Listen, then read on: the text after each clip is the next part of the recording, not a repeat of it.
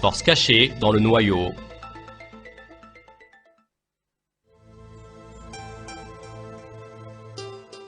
Le noyau se trouve au centre de l'atome, et selon la nature de l'atome, il est composé d'un certain nombre de protons et de neutrons. Quant au volume du noyau, il est de 1/10 milliardième du volume de l'atome.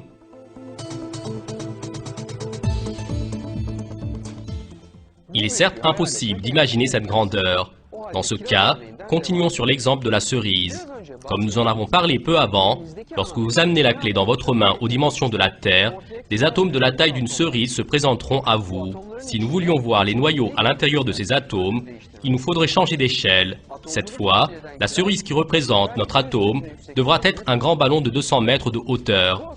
Au regard de cette taille extraordinaire, le noyau de notre atome est toujours comme une très petite particule de poussière. Seulement, il y a une situation plus étonnante que cela.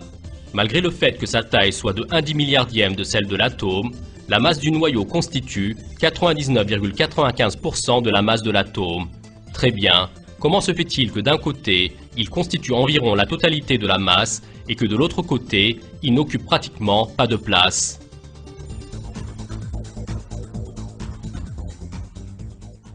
La densité formant la masse de l'atome n'est pas répartie de manière égale dans tout l'atome, c'est-à-dire que pratiquement toute la masse de l'atome est accumulée dans le noyau de l'atome. Si vous avez aimé cette vidéo, merci de liker, partager, commenter et surtout